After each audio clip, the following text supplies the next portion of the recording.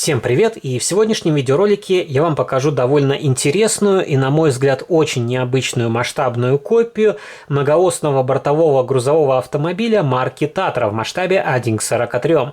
Производитель XO Models – это относительно свежая масштабная копия, которая появилась в продаже в начале 2020 года.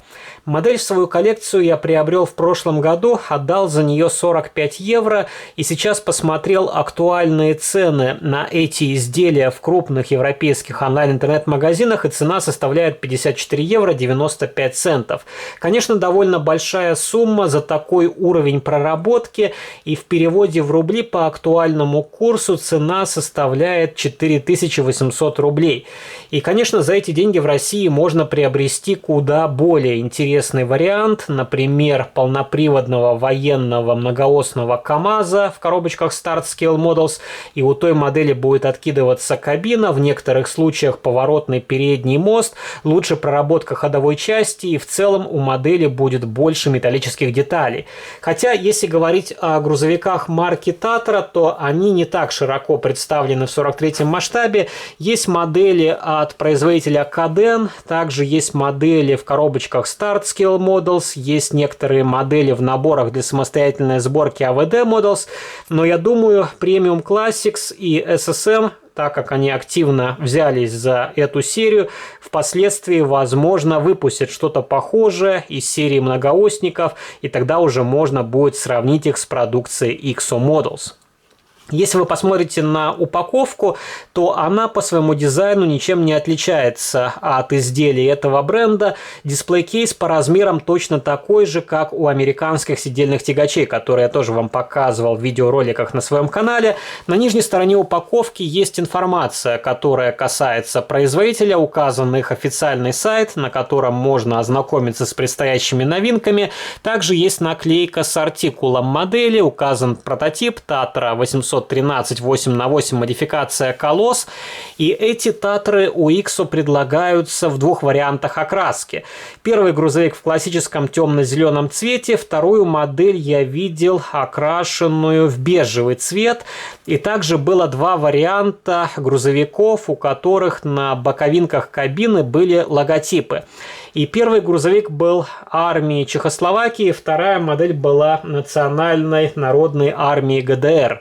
И вот именно последний вариант я и хотел приобрести в свою коллекцию, но мне почему-то прислали обычный базовый чистый грузовик. И эта модель неофициально откроет новую рубрику моего канала, посвященную военной технике. И в нее будут входить преимущественно советские автомобили, которые трудились за рубежом.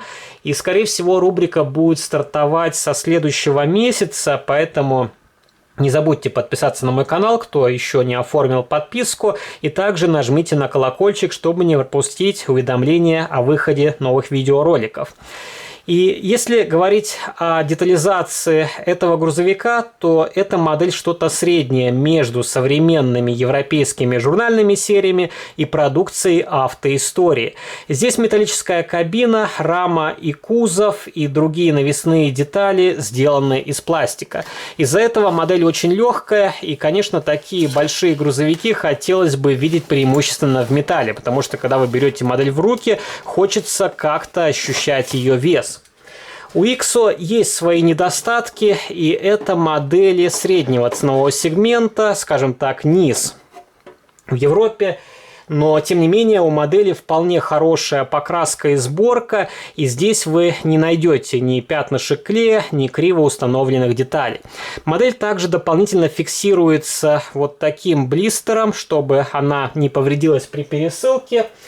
И если вы посмотрите на проработку кабины, здесь, конечно, есть к чему придраться. Например, поворотники сбоку и на лицевой части просто обозначены оранжевой краской. Также дверные ручки отлиты вместе с кабиной, но издалека они смотрятся как будто отдельные детали и очень аккуратно покрашены серебристой краской. Окантовка на боковых окнах тоже выполнена вполне хорошо. Очень тоненько нанесены серебристые форточки.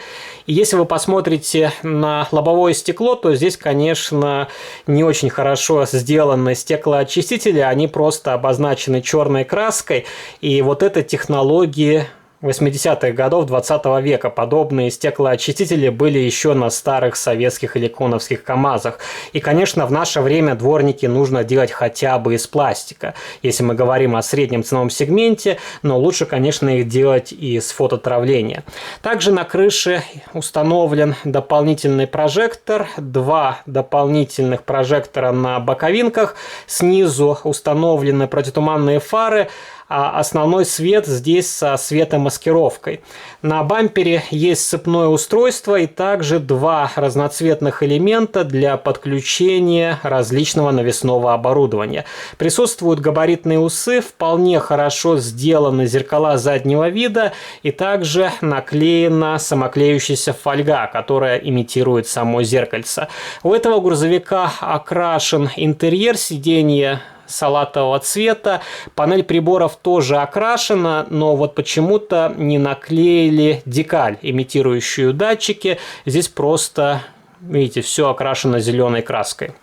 И можно было как-то или там по печатью нанести различные органы управления. Опять же, повторюсь, за эту цену такое упрощение, на мой взгляд, не совсем допустимо. Также присутствуют 2 круглых лючка, они отлиты вместе с крышей кабины. Их можно было сделать более ажурно, но тем не менее издалека они смотрятся вполне прилично. Если посмотреть на кузов, то здесь установлен тент. Правда, эта деталь вклеена борта. Если ее демонтировать, то, скорее всего, повредится или лакокрасочное покрытие, или сломаются бортики. Также спереди на тенте присутствует сквозное вентиляционное отверстие. За кабиной установлены ящики для дополнительного оборудования. Также присутствуют брызговики под кузовом и установлено 2 топливных бака. Один слева и другой с правой стороны. Правда, это детали из пластика, окрашенного в массе. Они блестят, и их, скорее всего, я впоследствии немножко доработаю. Во всяком случае, их лучше будет загрунтовать черной матовой краской, чтобы они не так сильно выделялись на фоне других окрашенных элементов. Вполне хорошие колесные диски, довольно мягкая резина на покрышках. Но почему-то покрышки здесь абсолютно не фиксируются на колесном диске. И если вы нажмете на боковинку, то покрышка просто слезает с обода. И я вам покажу, как выглядят крепления на колесном диске, когда мы открутим модель от подставки. Но я думаю, здесь просто не проработали ушки на колесном диске, они абсолютно не фиксируют резину. И, возможно, резину я и заменю на набор AVD Models. Конечно, там нету покрышек для иностранных тягачей, но покрышка очень похожа по своему дизайну на резину от военного КРАЗа. И там тоже будет присутствовать маркировка. И так как эта модель будет из серии Национальной народной армии ГДР, то покрышки будут смотреться вполне уместно. Задние фонари здесь обозначены просто красной краской. Конечно, такое решение не самое лучшее. Тоже отдает началом 90-х годов. И на многих моделях и журнальной серии сейчас тоже ставят стекляшки, так что здесь странно, почему Иксо сделал такое упрощение. Под кузовом в задней части также виднеются небольшие канистры, 2 слева и 2 справа. Они тоже сделаны довольно примитивно, их можно впоследствии тоже окрасить темно-зеленой краской, чтобы они немножко выделялись. И давайте открутим эту модель от подставки. Она крепится при помощи 2 крепежных винтов под крестовую отвертку. И хорошо, что здесь не специализированные винты под треугольную отверточку, потому что у многих людей возникают проблемы с демонтажом масштабной копии. И приходится или что-то изготавливать самостоятельно, или подбирать небольшой надфиль. Но вообще специализированные отвертки продаются как на аукционах, так и в крупных европейских магазинах. И стоят они не так дорого, 1,5 евро. Так что если у вас нет такой отверточки, можете ее спокойно приобрести. Но вот так выглядит ходовая часть. Здесь тоже все обозначено очень условно.